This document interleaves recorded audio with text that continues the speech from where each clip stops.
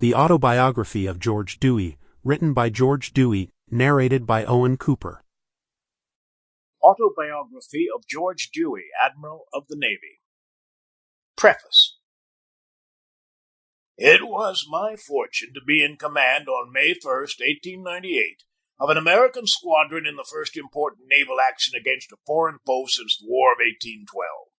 The morning that we steamed into Manila Bay marked an epoch in the history of our Navy and in that of our country in its relations with other great nations.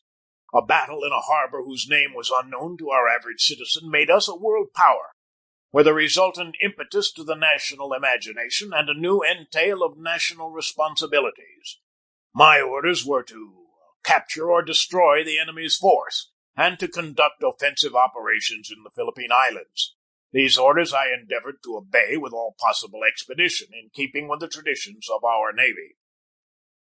After the battle, I received so many requests from publishers and editors for contributions in any form under my name that I might well have concluded that the victory had come as the climax of my naval career was about to embark me on a literary career, toward which I naturally had the disinclination of a man of action. Urgings from many quarters to write my reminiscences have continued to the present time.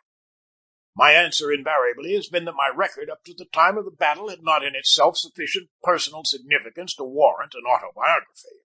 For the life of every naval officer doing his duty as it comes to him under the authority of the President and of Congress merges into the life of the whole Navy as a unit of service and preparedness for national defense in a crisis. In keeping with the decision made when I was at Manila, my official reports have been thus far my only public account of the battle.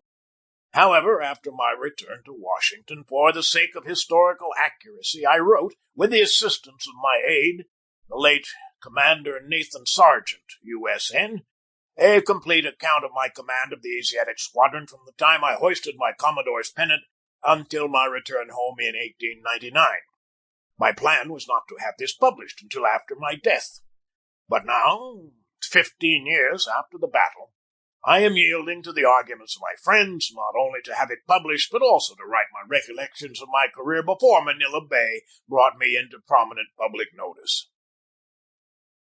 It is 59 years since I became an acting midshipman.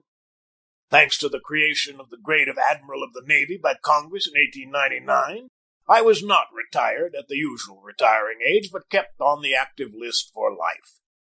My memory stretches from an apprenticeship under the veterans of the War of 1812, those heroes of the old sailing frigates and ships of the...